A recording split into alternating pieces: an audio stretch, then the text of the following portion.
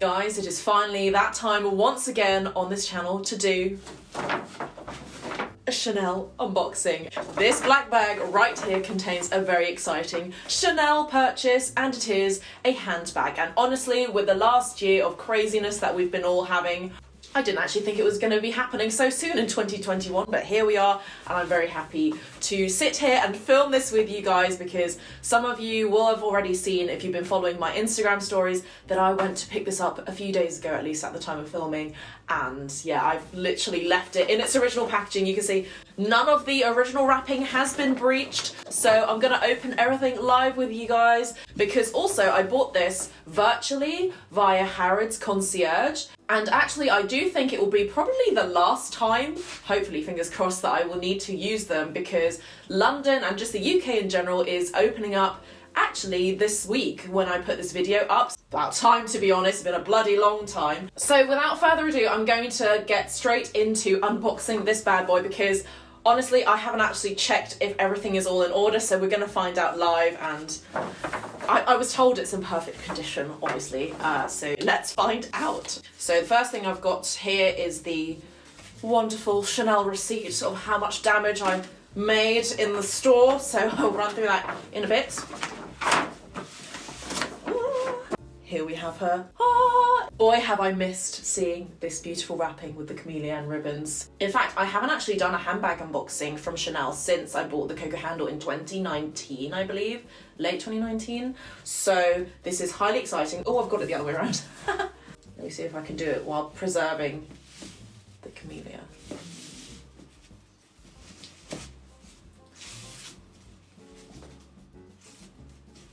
This is so exciting. Any guesses? Leave them below and then see if you guess right. I think this handbag will be quite different to maybe what you were expecting. Ooh! Side note, it's kind of hard to do holding the box, which is kind of heavy, and doing it so you're able to see. Ooh! We've got the concertina wrapping there. And here she is. Ooh. The bag came like this. I haven't touched it since. And what you get is in 3 pieces. So we've got the bag here, which I'll show you in a second. We've got the dust bag, obviously.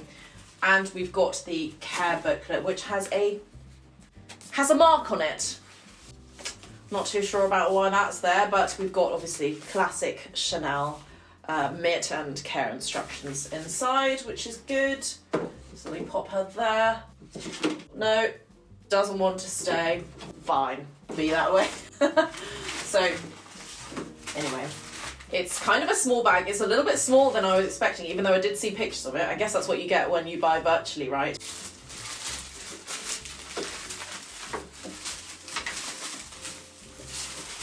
And here we have it.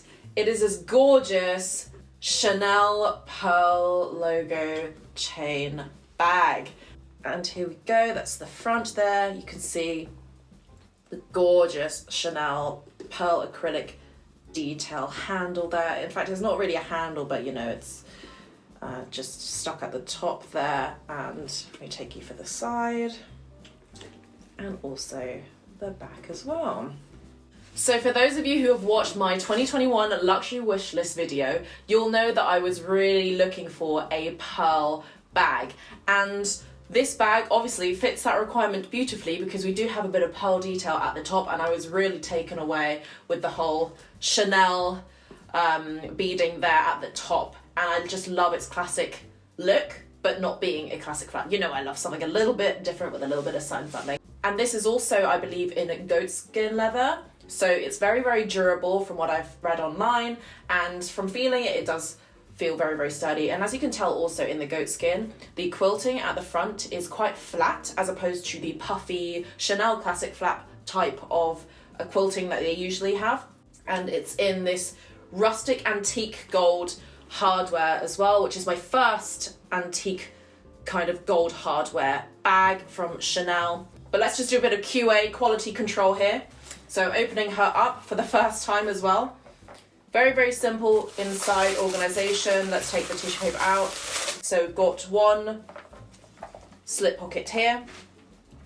biggish compartment, and then a zipped one here in the middle for cards and things. I believe that is where the authenticity card lives, so that's really good. And then at the back, got another slip compartment with a little bit of polystyrene kind of there to stuff it, and then just a back pocket here. So we do have quite a bit of organisation, which is great. And actually the Chanel stamp is on the zip compartment in the middle, and this particular bag, just in case you're nosy, is made in Italy. So it's my second made in Italy bag actually to the Coco handle that I bought. So I guess they're making more stuff in Italy now. I'll just talk a little bit about how I got this particular bag, because as some of you may be aware, this is not from the latest spring-summer collection of this year.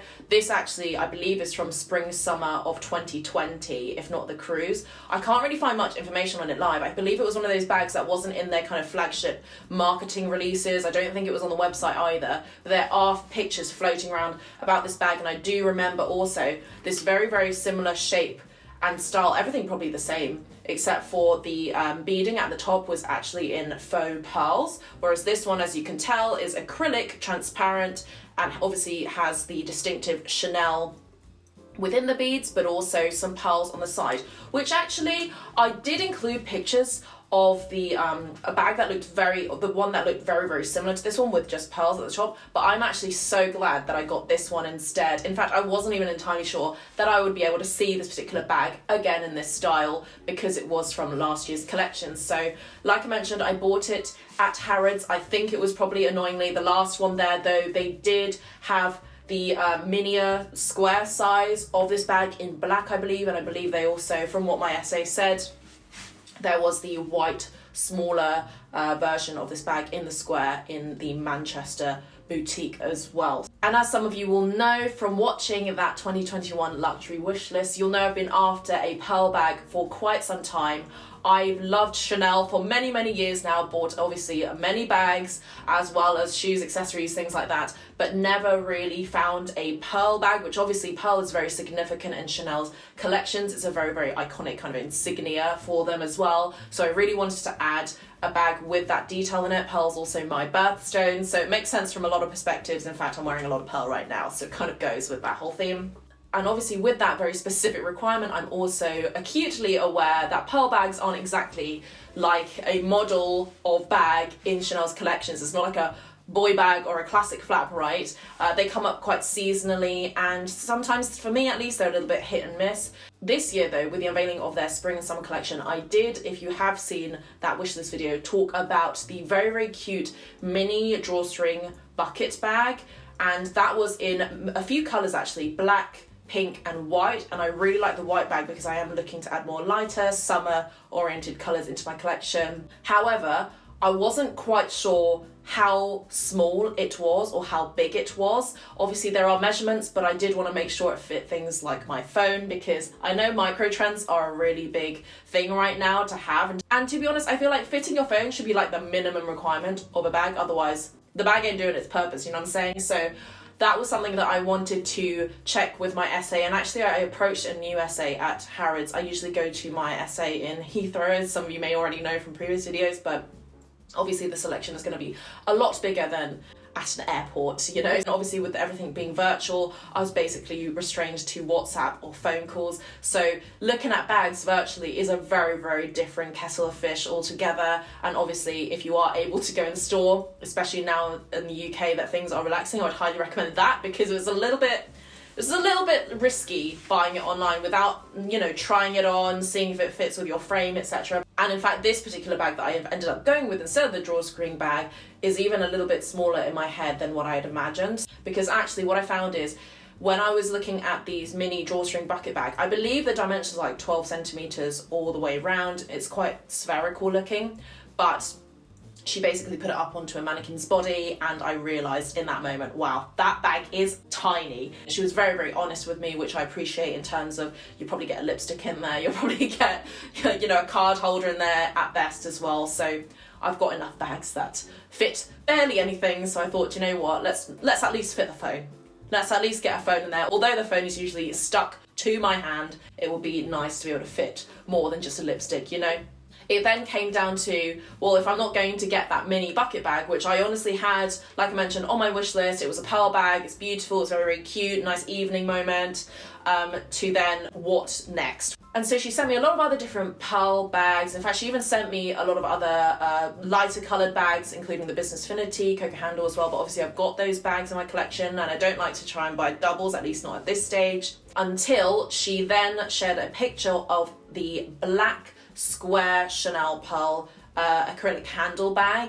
And that's when I was like, oh my goodness, that is the exact style that I've been looking for. It's way bigger than the drawstring mini pearl bags. However, it's got that very classic, almost classic flap style. I then frantically asked her, do you have other colours than black? Because I have a lot of black bags, you know, and I want something a little bit more, you know, refreshing in a pop of colour. I know for me, pop of colour, hello, this is not that much of a pop of colour, but it's something a little bit different because I do have a lot of black. I wear a lot of black anyway. So she had to really go around and check. She usually works, I think, in shoes. So I think they do sometimes have bags in the shoe department of Harrods though. And then the next day, she sent me a picture of this, and she wasn't sure if I was going to like this actually. She was like, you know, it's not in the square shape you're after, and it's also in a different colour. I have never even seen this particular gold colour. I've only ever seen the white and the black.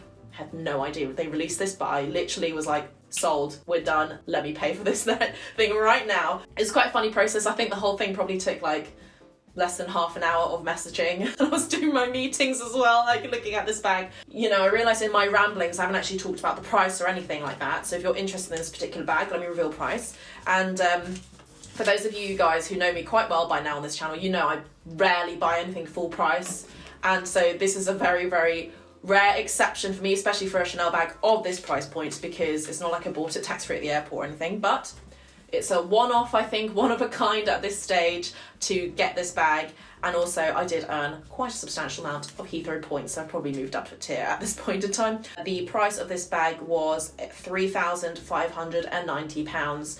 And so yeah, I'll get some nice tidy Harrods rewards points. I did have other rewards to redeem, but virtually it becomes a bit of a hassle and it takes a lot longer, and I really just wanted the bag, to be quite honest with you, so I didn't really want to wait that long, but I'll redeem all the points at another point in time. I actually managed to pick this up the same day that I bought it, so in terms of the Harrods concierge, I think they'll probably still be going even after the relaxation here in the UK, but just in case some of you are curious how I got it, so obviously I had a choice of collecting it or delivering it to my home.